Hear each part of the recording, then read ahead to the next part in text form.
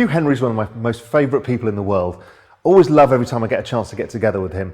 I love the way he thinks. He's incredibly intelligent. He also looks at the world in a different way to everybody else. And he also constructs portfolios brilliantly. He's a king of kind of portfolio construction. And I think we've always got something to learn from Hugh.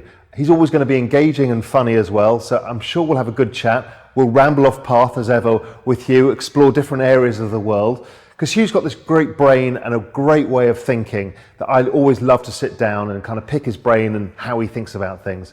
I'm sure it's going to be incredibly instructive and really useful for all of us. My portfolio today is clean, simple, and kind of punchy. I have essentially 4 positions. I have a big position where I'm long dollar yen, long dollar, short yen, which really takes me into that world of talking about 10-year treasuries, talking about yield curves, because they've all come together, and with Japan pursuing its policy of targeting 0 10-year yields, the yen's really become a very leveraged play on global sovereign yield curves, or what 10-year treasuries are doing. If I generalize, I'd say my book is a reflation book.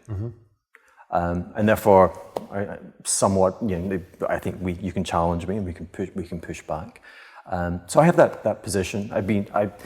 When you do these interviews, you interview younger people than me. Everyone's younger than me these days, and they're all still reading the great books, on the art of investing.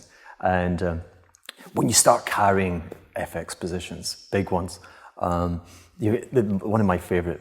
Not my favorite books, but certainly favorite introductions to a book is the Victor Niederhoff, is it The Art of a Speculator, of that nature, and where he is running a dollar yen position, which is 10 times his net worth.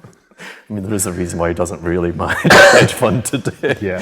But just the anxiety and the way you create this inanimate object and you make it and you start talking to it. There's a Tim Robbins book, one of my all-time favorite books, where the 3 characters are a sock, a tin of baked beans, and a spoon, and it's a road trip. It's their journey across America, and when you have these positions, I get that talking to inanimate objects.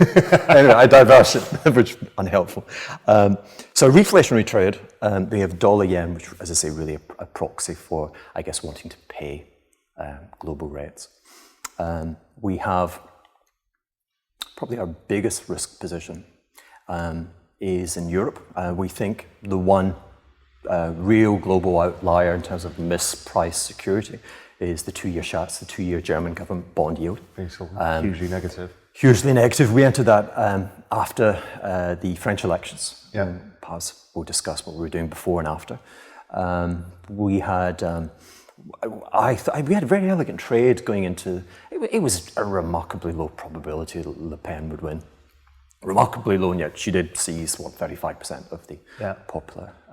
But the consequences if she had won would have been off the charts. And we had a trade which completely took that risk out of a client portfolio, completely.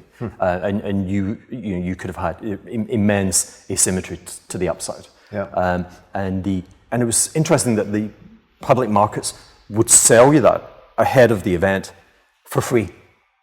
And so here we are now, and of course we know that Macron won, and I was able to unwind that position, and we've got a positive profit on the year despite being wrong. And I always keep coming back to that's good trade construction.